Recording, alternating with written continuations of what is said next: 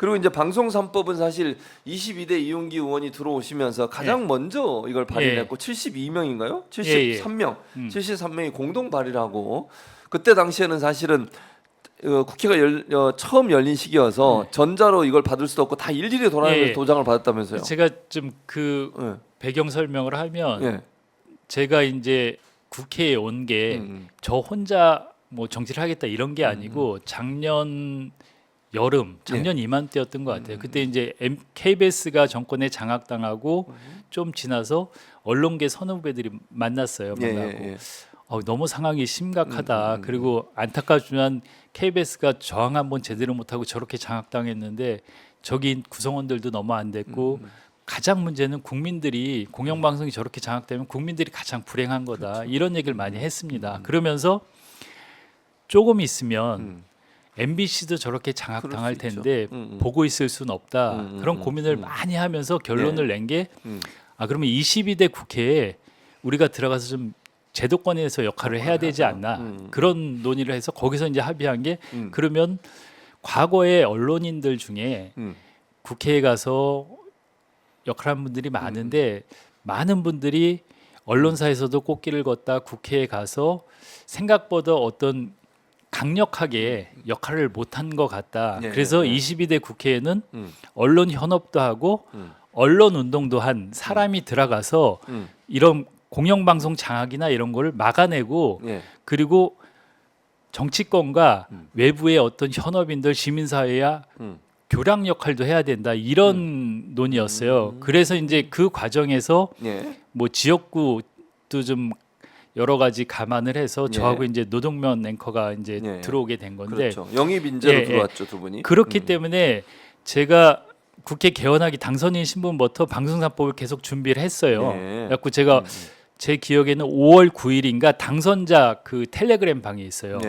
민주당 당선자 170여 명이 모두 들어요. 거기에 제가 방송 3법을 대표 발의하겠다고 올렸어요. 제 입장을 표명하고 그 박찬대 원내대표한테도 말씀을 드렸고 그래서 그때부터 추진을 했고 그리고 이제 국회 개원을 5월 30일부터 국회 이제 임기가 시작이 됐는데 처음에 갔더니 의원회관 제 방이 뭐 먼저 의원분들이 방을 안 빼서 뭐 어선하고 뭐 집기도 없고 그래갖고 이게 전자 발의를 해야 되는데 안 돼갖고 일일이 다니면서 도장을 받아야 됐어요. 그래갖고 제가 원래는 발의한 의원이 저 포함해서 74명인데 거의 한 90명 되는 의원들이 공동 발의하겠다고 저한테 의견을 주셨어요.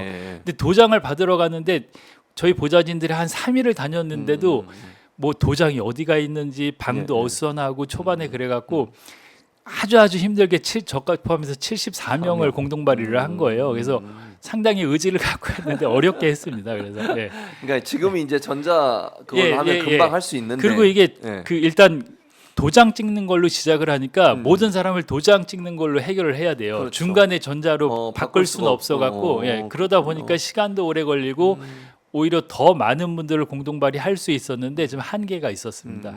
그래도 어쨌든 그런 방식으로 74명이나 했으니까 대단히 저희 보좌진들이 정말 고생 많이 했습니다. 그렇게 해서 했고 그만큼 이제 본인이 국회에 들어오기 전부터 이 방송법이나 방송 현장에 대한 공영성, 공정성에 관심을 많이 갖고 계셨던 거잖아요. 그래서 제가 애착을 갖고 발의를 했고 또 여러분들이 발의해서 이제 당론으로 됐고 여러 의견을 취합해서 하는데 저는 뭐 제가 이제 이 촉매제 역할을 해서 좀 이걸 빨리 갈 수 있도록 이끌었단 그리고 어제 이제 상임위 통과하면 상당히 빠른 속도거든요. 그렇죠, 빠른 그리고 이제 속도죠. 법사위도 금방 통과되고 아주 빠르면 7월 뭐 초중순에 본회의를 통과할 수 있으니까 그런 측면에서는 나름대로 제가 기여를 했다고 생각을 합니다. 참 이게 이 망가진 언론 현장, 언론 상황 이런 부분들에 대해서 이제 여러 가지 얘기들이 나오고 있고 이재명 대표가 지난번에 이제 법원에 출석하면서 작심하듯이 언론에 대한 비판을 하셨어요. 거기에 대해서도 언론 단체, 언론 노조까지 나서가지고 이재명 대표를 공격하는 이런 일이 있었습니다. 애완견이라는 표현 가지고 문제를 삼던데 저는 뭐 개인적으로 언론학을 전공하는 학자로서 애완견이라는 표현은 영어로 하면 랩닥이라는 표현인데요. 와치닥과 상대되는 개념으로 늘상 이루어지고 표현되는 방식이기 때문에 크게 문제라고 보지 않는데 이런 언론계 종사도 하셨으니까 이용규 의원께서는 이재명 대표를 향한 언론 이 단체들 또 언론계의 공격 어떻게 보십니까? 저는 예. 이번 이제 논란이 본질은 없어지고 예.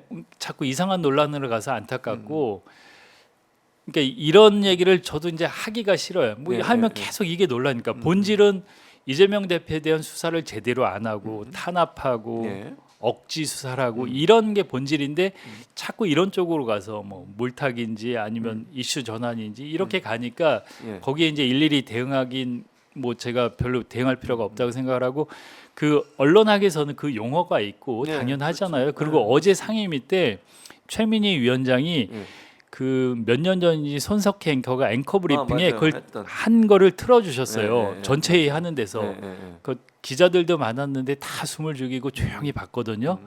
저는 거기서 그냥 그거 보고 그 설명이면 끝났다고 생각. 더 이상 논란이거나 얘기할 필요도 없는 내용이라고 생각을 합니다. 예, 예. 그러니까요. 근데 그걸 가지고서 그렇게 공격을 하고 저는 다른 거보다 언론이 비판을 받을 지점이 있는데도 그런 비판을 못 하는 건가? 왜 언론은 다른 사람들은 비판하면서 본인들에 대한 예. 비판은 받아들이려고 예. 하지 않는지 예. 이런 부분이 대단히 저는 좀 이해가 안 되는 예. 그런 예. 상황이었다는 생각이 듭니다.